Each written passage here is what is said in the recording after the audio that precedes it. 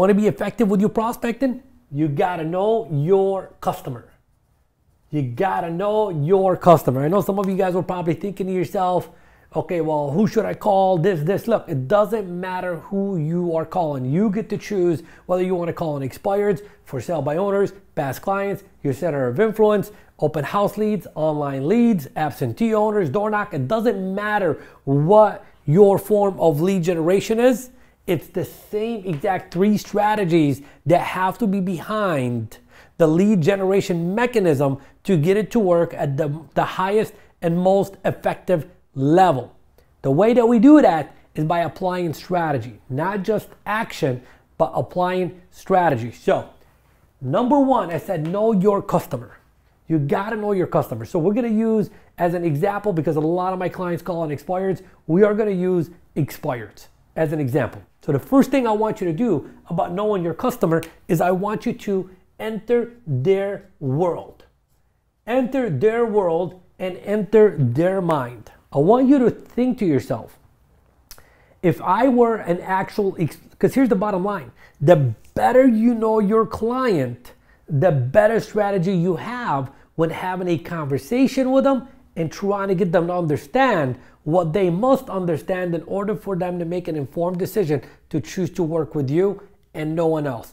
And that is the difference that's going to make the difference. Other people call it expired. Other people don't understand the expired the way that you're going to know your customer. So number 1, we said enter their world, enter their mind. So imagine for a moment you are an expired. You are a seller. You list your home for sale. It's on the market for 90 days. Your agent promised you we're going to sell the property very quickly and we are going to get a lot of money for it. You didn't get the amount of showings you thought you would. You didn't get any offers. Your agent was kind of there and mostly not there. How are you feeling in that moment? If you were the expired, how are you feeling in that moment?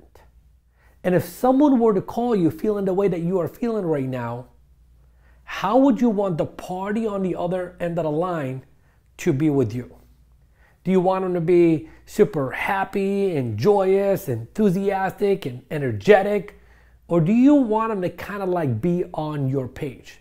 Think of it this way. God forbid, if you know someone who's had a family member who recently passed away, and I know this is like an extreme example, but I just got to give the example, put it out there, because I want to help you really see how we can take this to the next level. If you got a friend and a family member of theirs passed away, and you're calling them to just sympathize with them and be there for them and support them, how would you call them? See, the reason that you'd call them in a very calm manner, supportive, sympathetic manner, is because you understand the mind frame that they are in that moment. See, if you understand the mind frame that they are in that moment, you can immediately alter your approach. And the reflection that you are getting, okay, your approach determines the reflection that you are getting. So whatever response you are getting, it's a reflection of your approach. So that's number A, enter their world. B, what is their, write down, problems. What is their problems? What are their challenges? What are their frustrations? Look, the more that you understand the problem of the client, the more clear you are on their challenges and their frustrations and obstacles, the better solution you can provide for them. Remember, why do they need you? Why should they work with you? It's because you have a solution to the problem. It's because you have a solution to the challenge. It's because you have a solution to the frustrations and obstacles. So if you don't know what those are, then you're just shooting in the dark. And every once in a while, you'll hit the jackpot. But most likely than not, you won't.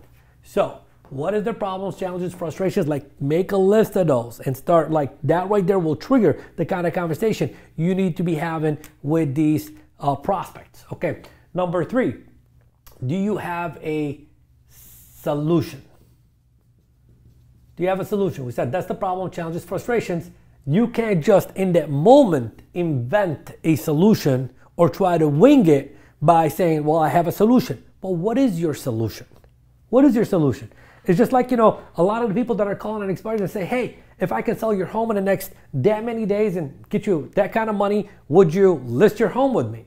And they immediately say, well, how are you going to do that? And most people can't answer that question. And that's why they say, that's exactly why you should set an appointment with me, blah, blah, blah, blah, blah.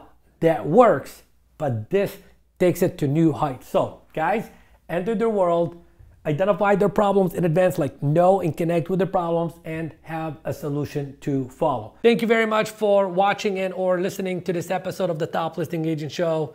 This episode has been sponsored and brought to you by listingsondemand.com. I'll see you in the next episode next week. Thank you.